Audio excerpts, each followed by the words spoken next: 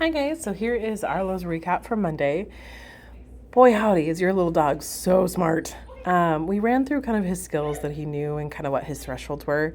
So right here I'm working on place command. He did not, he was willing to do it, but he wanted to push boundaries every chance he got. But he did it, which was beautiful. So I was right here messing with how does his impulse work. So if I jumped up, if I made noises, if I threw a toy, if I threw a ball, how would he handle it? Would he catch himself and stay on the place cot? Just kind of where are we in a calm environment? This was a lot. The session today, or the sessions that we did today, is all about bonding, play, where we are for training skills, and just teaching him that, one, I'm a fun person, but two, just kind of getting to know each other. And you can see when I try to push him, he's like, nah, I'm going to go over here instead. But I was able to redirect him pretty well. Hopefully, Monday night, Tuesday day, he was exhausted.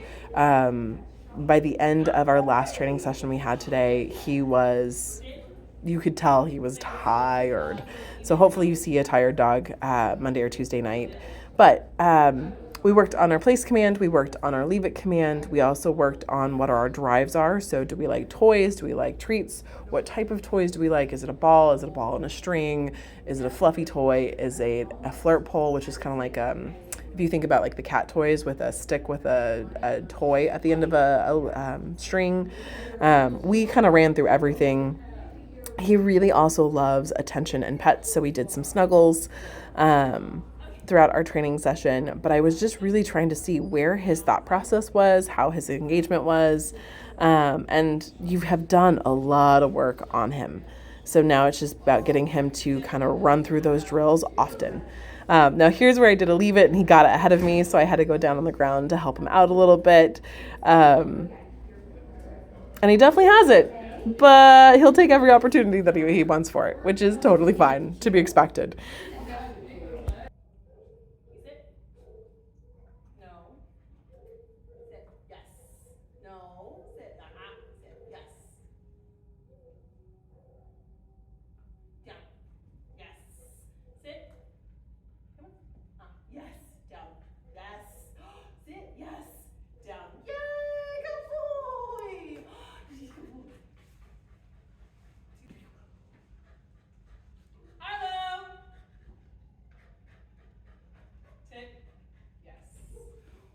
Now, one of the biggest things that he really enjoyed is I have this ball on a string.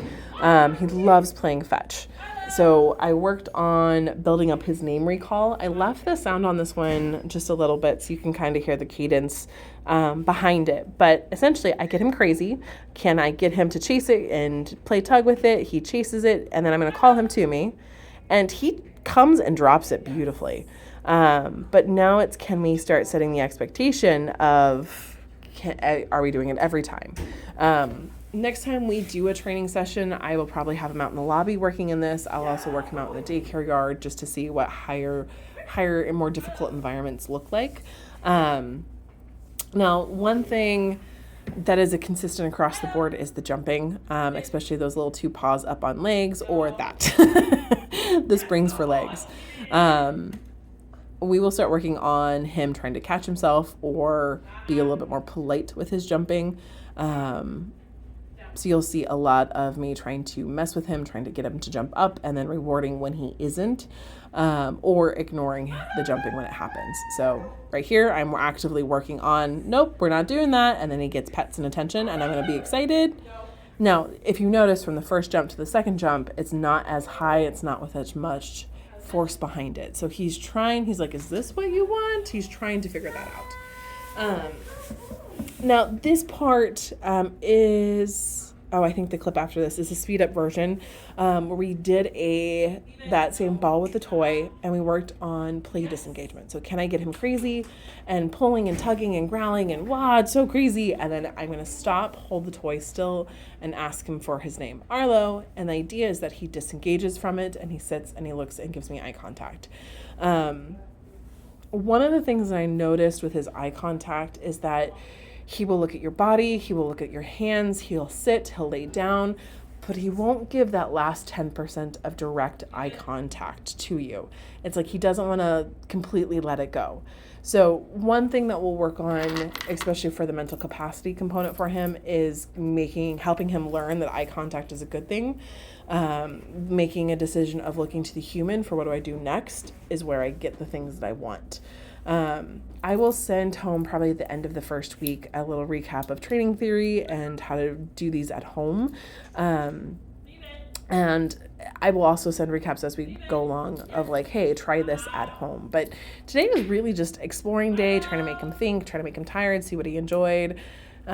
He's going to be a fun little dog while we work on this, because he definitely has the drive for it. But right here, this is where I do the eye contact. So I'm going to show him 2 treats. And then you can see it's kind of like the existential crisis. He can't decide whether between looking through the 2 treats or looking at me is worth it.